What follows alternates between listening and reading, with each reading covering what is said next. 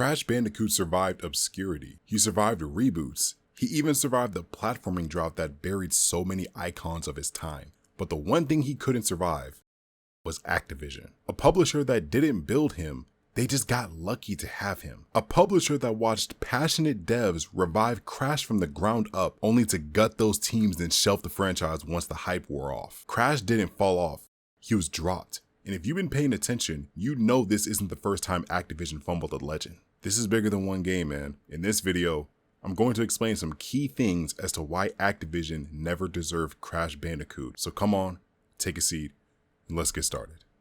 Crash Bandicoot was first developed by Naughty Dog, the same company behind hits like Jak and Daxter, Uncharted, and The Last of Us. Crash had been bouncing between multiple different development studios underneath the publisher Universal Interactive Studios, or their rebranded name, Vivendi Universal Games. Vivendi Universal owned the rights to Crash Bandicoot ever since it was first created, but once Naughty Dog moved on to other games, Crash was left in the hands of multiple different development teams. Developers like Traveler's Tales, Vicarious Visions, and Radical Entertainment were in charge of handling the mainline Crash games and the spin-off games respectively throughout the 2000s. The franchise during this time was very fun for kids who grew up with the games. I remember bouncing between the Wrath of Cortex, some of the GBA games, and spent countless hours playing to insanity. I even remember owning a PSP Go, those little handhelds that Sony had, and downloaded the original trilogy off the store to relive the glory days. But the game's reception were very hit or miss. A lot of critics and older fans weren't very fond of how different Crash was from the 90s, which led to most of the games not leaving a strong enough impact. As a result, after the release of Crash of the Titans and Mind Over Mutant, the series was put on an indefinite hiatus.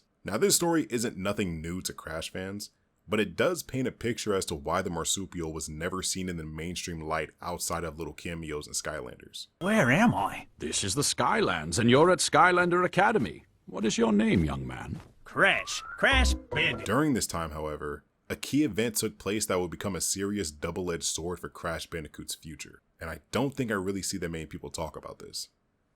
This is the Financial News Network. I'm Stephanie Hsu. Rumors are swirling today that French media giant Vivendi may purchase a 39% stake in Activision Blizzard.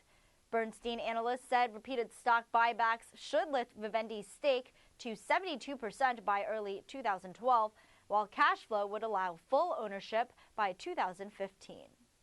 For further news updates, stay tuned to the Financial News Network. During the late 2000s, the platformer genre was at an all-time low. Vivendi's efforts at rebooting the franchise into a beat-em-up had bombed just 2 years after they released Crash of the Titans and Mind Over Mutant. Around this time, Vivendi underwent a series of mergers, acquisitions, and rebrands. In a recent article from Spliced Online titled, "What Happened to Vivendi Games?", they go into detail about the rise and fall of Vivendi Games. Initially, Vivendi Games began as Universal Interactive, established in 1986 with a focus on multimedia content and publishing. Throughout the 90s, Universal Interactive expanded into video games, acquiring numerous development studios and publishing teams. In 2004, Vivendi Universal acquired a major stake in Ubisoft, and Universal Interactive transformed into Vivendi Games in 2006. Between 1997 and 2001, Vivendi absorbed the following companies: Blizzard Entertainment, Sierra Entertainment, Universal Interactive, and Havas. These acquisitions allowed Vivendi Games to expand its reach and portfolio, placing the company at the forefront of the gaming industry. However, the rapid change in ownership and restructuring impacted the company's stability, ultimately contributing to its demise. The biggest important thing you have to note here is, at this time,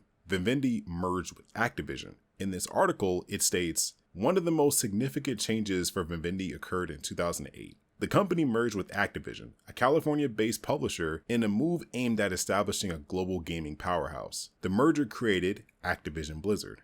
The merger boosted Activision Blizzard's overall revenue, with the merged entity achieving $10.8 billion in total revenue in 2008. However, changes in the gaming landscape and shifts in consumer preferences resulted in decreased sales and increasing competition. Despite the initial boost, the merger ultimately resulted in Vivendi Games disbanding as a standalone entity in July of 2011. Blizzard Entertainment was separated from the Vivendi umbrella, becoming an independent subsidiary, effectively ending Vivendi's involvement in the gaming sector.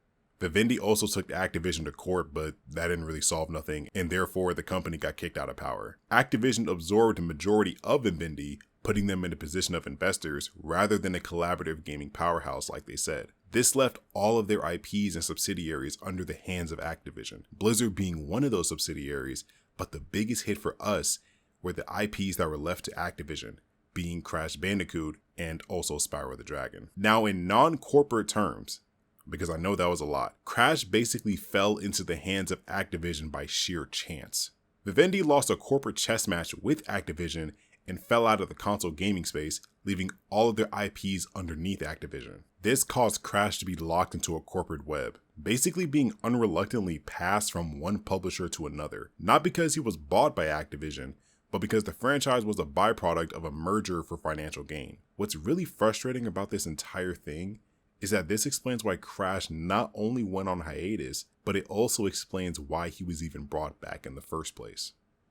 Around the mid-2010s, there was a huge demand for 3D platformers to return. Given the only profitable 3D platformers at the time was Mario and Sonic, and the action-adventure/shooting genre were becoming fatiguing, something needed to switch up. Activision saw the perfect opportunity to finally look in their stash of IPs from the Vivendi acquisition and decided to pull Crash Bandicoot out of the vault. They hired Vicarious Visions, who Activision actually acquired outright just 2 years before the Vivendi merger took place. Having a team that was familiar with the marsupial in the 2000s was the perfect chance to give them the green light to handle the next Crash project. In 2017, Crash Bandicoot: The Insane Trilogy was released. And my god, was this a great year to bring Crash back. I remember buying a PS4 the same day the game was released, because you can bet I was not going to miss a chance to play one of my favorite franchises again. At this time, I didn't really think too deeply into this.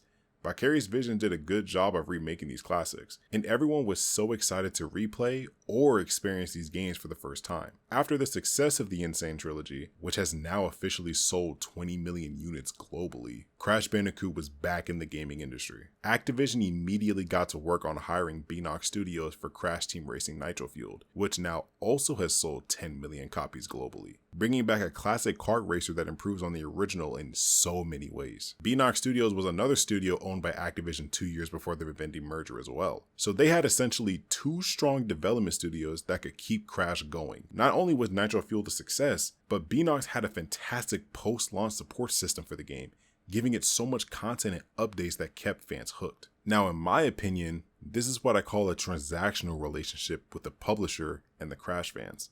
The developers and the fans were clearly passionate about the series again, and Activision was raking in a good amount of money from these two remakes. As long as the demand from the fans were high and they were consistent with their product releases, there really shouldn't have been any issues with keeping up the momentum. And to be honest, there wasn't, because Activision announced the making of Crash 4: It's About Time, developed by Toys for Bob. Toys for Bob was of course the same development studio behind the Spyro Reignited trilogy in 2018, given the same level of care and treatment as the Insane Trilogy. So seeing Crash get a brand new mainline game, especially one that acts more as a soft reboot, was genius. The game was met with pretty good reception, albeit a little bit of division between the fans on the in-game gimmicks and the bloated 100% completion, and also I think people at the time didn't like the way Tawna was written, so add that one to the list. Crash 4 also didn't sell as great as the Insane Trilogy, respectively sitting around 5 million copies sold globally, but that was still pretty good, and it was also to be expected since the game was starting off on new ground and setting the tone for the future of Crash going forward for a new generation. The problem, however,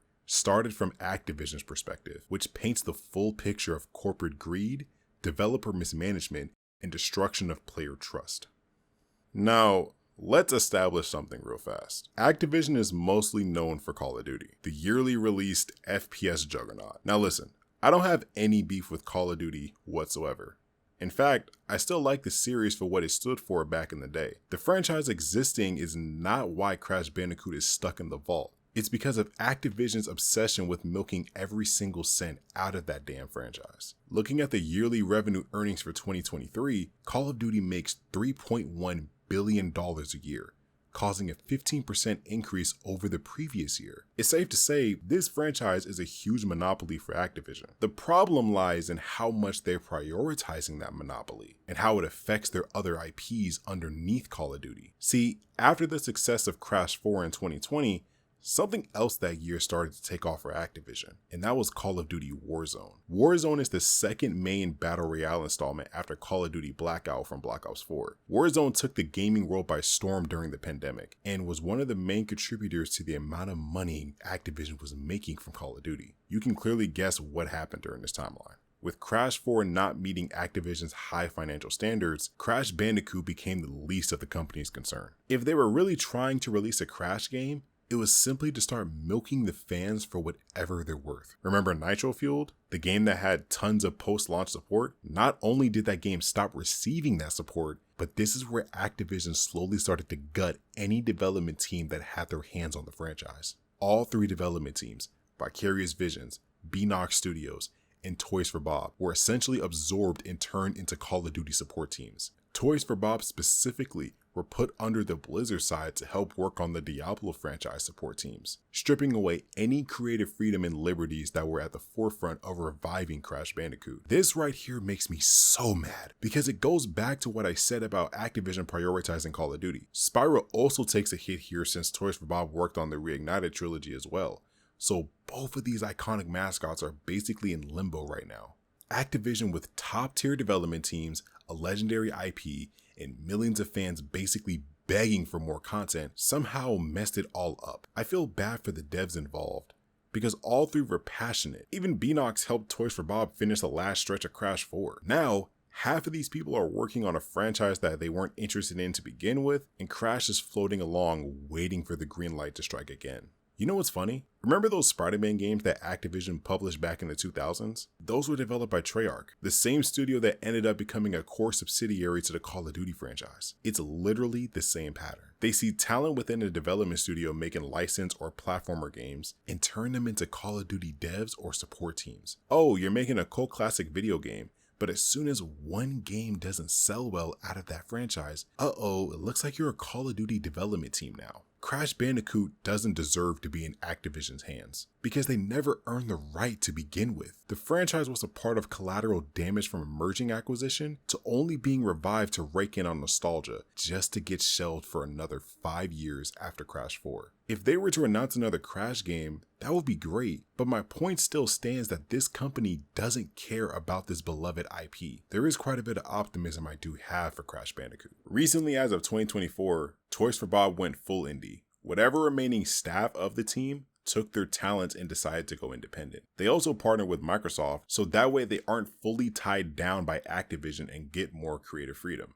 Microsoft acquired Activision Blizzard in 2023 for $68 billion, which means they now technically own the rights to Crash Bandicoot. If they really wanted to, they could hire Toys for Bob to revive the series again, but this time there's a lot more ground to cover. The franchise is tangled in a web of publishers and restricted studios, and as of right now, there's no definitive development team actively working on Crash. His future is entirely up to Microsoft's priorities and whether or not they think he's still worth the effort. This isn't to say that Crash won't make a comeback. He will, but it shows just how much corporate shenanigans can really derail such a beloved franchise. The series means so much to me emotionally, man.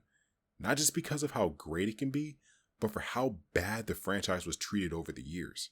Constant studio collapses, a publisher that literally could care less about the series unless the demand is high, and tons of current games losing support with no staying power. I truly hope that something comes out of Toys for Bob about Crash, or any developer at this point, because it's truly frustrating just how much momentum was killed by Activision. Seeing how passionate the community is about this franchise, even seeing fan projects like Crash to Insanity Evolution, a full fan remake being worked on for a game with so much cut content I can make multiple videos on it. And with the original developers of that game showcasing the cut content on their own YouTube channel, the love for Crash has never went away. It's still thriving to this day, but Activision kept this franchise in so much darkness that even when it sells extremely well, it's not enough in their eyes. I love Crash Bandicoot so much, and I know so many others do as well. I hope this franchise gets something done under Microsoft now, and I'm praying that whatever is new that's coming out of Crash Bandicoot,